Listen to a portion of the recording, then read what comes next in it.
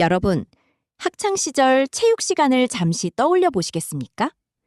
피구나 농구 경기를 할 때면 늘 벌어지는 풍경이 있었죠.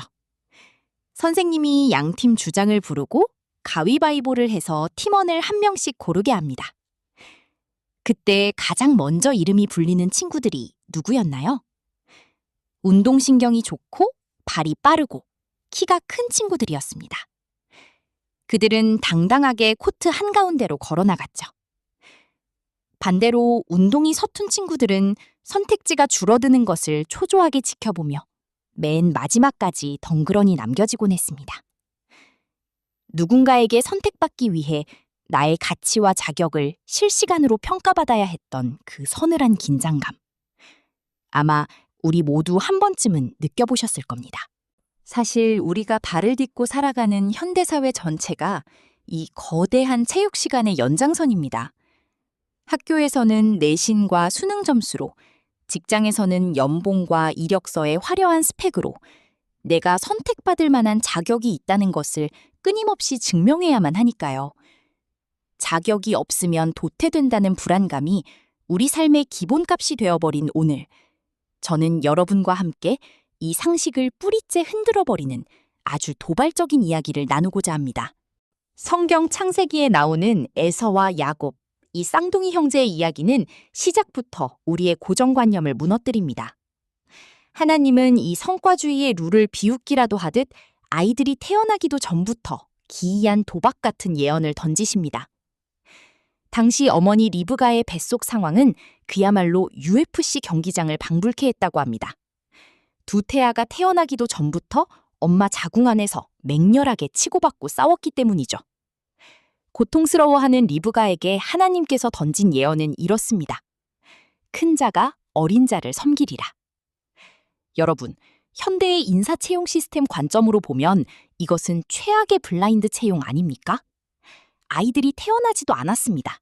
누가 더 성품이 좋은지, 리더십이 있는지 아무런 데이터도 없는 상태에서 결과가 이미 결정된 것입니다. 당시 고대 사회에서 장자, 첫째라는 타이틀은 가문의 권력과 재산을 독점하는 누구도 건드릴 수 없는 헌법 같은 질서였습니다. 하지만 이 텍스트는 그 합리적인 질서와 조건, 순서를 정면으로 박살냅니다. 이것이 바로 무조건적인 선택, 즉 은혜의 시작입니다. 축복의 기준이 인간의 스펙이나 태어난 순서에 있지 않다는 선언.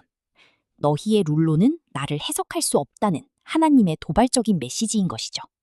여기서 성경 기록을 바탕으로 아주 흥미로운 계산을 하나 해볼까요?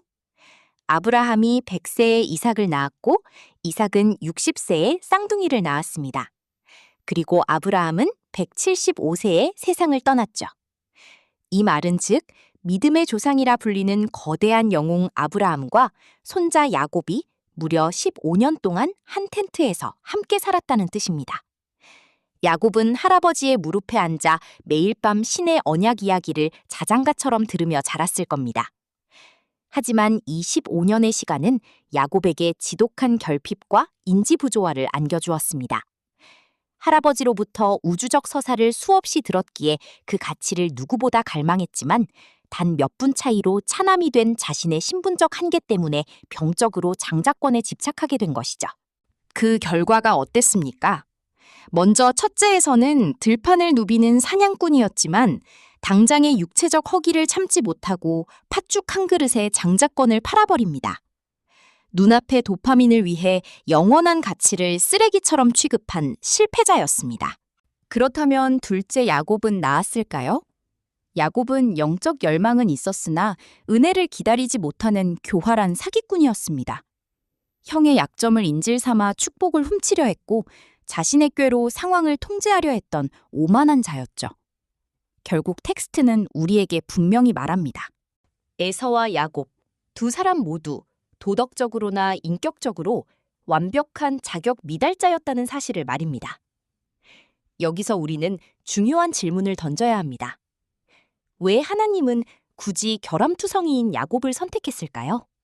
만약 야곱이 완벽한 영웅이었다면 우리는 역시 스펙이 좋아야 선택받는구나 라고 또다시 성과주의적 결론을 내렸을 겁니다. 하지만 자격 없는 야곱이 선택받음으로써 우리는 이 축복이 인간의 조건이 아닌 조건 없는 은혜임을 비로소 깨닫게 됩니다. 이 놀라운 역설을 누구보다 깊이 이해했던 사람이 또 한 명 있습니다. 바로 사도 바울입니다. 그는 로마 시민권과 최고의 학벌을 가진 금수저였지만 은혜를 깨달은 후 자신의 모든 스펙을 배설물로 여겼습니다. 내 자격이 화려할수록 나는 사랑받을 자격이 있다는 오만이 생기고 그것이 은혜를 막기 때문입니다. 내 자격이 완전히 파산했음을 인정할 때 비로소 은혜가 들어올 공간이 생깁니다. 그리고 그 은혜의 완성은 예수님에게 나타납니다. 에서는 배고픔에 굴복해 장자권을 팔았지만 예수님은 광야에서 40일간 굶주리는 극한의 유혹 속에서도 편법을 거부하며 참된 장자의 자격을 지켜내셨습니다. 야곱은 남을 속여 축복을 뺏으려 했지만 예수는 자신의 모든 자격을 포기하고 세리와 창녀 같은 실패자들을 위해 자신을 희생하셨습니다. 체육 시간에 마지막까지 남겨진 이들을 자신의 팀원으로 받아들이기 위해 가장 완벽한 자가 스스로 자격 없음의 자리로 내려가신 것입니다. 성경 이사야서에는 하나님께서 야곱을 향해 버러지 같은 야곱아 라고 부르는 장면이 나옵니다. 여기서 버러지는 지렁이를 뜻합니다. 도망자 신세였던 야곱에게 이는 비하가 아니라 심리학적 해방의 선언입니다.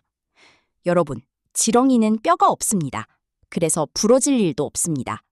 지켜야 할 자존심이나 방어해야 할 거대한 이고가 없다는 뜻입니다. 우리는 내 스펙으로 나를 무장할 때 작은 비판에도 쉽게 상처 입고 부러집니다. 하지만 내가 지렁이처럼 무력함을 뼈저리게 인정하면 역설적으로 잃을 것이 없어집니다. 하나님은 이어서 말씀하십니다. 보라, 내가 너를 이가 날카로운 새 타작기계로 삼으리니 내가 산들을 쳐서 부스러기를 만들 것이라. 뼈도 없는 지렁이가 어떻게 산을 부수는 기계가 됩니까? 이것이 은혜의 역설입니다. 방어할 에고가 없기에 비로소 세상을 이기는 무적의 상태가 되는 것이죠. 나의 자격 없음을 온전히 수용할 때 주어지는 그 빈 공간에 은혜가 채워지면 우리는 그 어떤 성과주의의 압박보다 더 단단해질 수 있습니다. 여러분에게 한 가지 질문을 드리며 오늘 이야기를 마치려 합니다. 만약 내일 아침 여러분이 평생 쌓아온 이력서의 모든 줄이 백지 상태로 리셋된다면 어떨까요? 학벌, 직장 타이틀, 통장 잔고가 모두 사라진 그 자리에서 아무런 스펙이 없는 여러분을 여전히 가치 있다고 말해줄 수 있는 것은 무엇입니까? 세상의 룰은 끊임없이 당신의 자격을 묻지만 은혜는 너는 이미 내 팀이다 라고 속삭입니다. 이력서 너머에 있는 여러분의 진짜 모습을 긍정하는 그 조건 없는 은혜를 받아들일 용기를 내어보시길 바랍니다.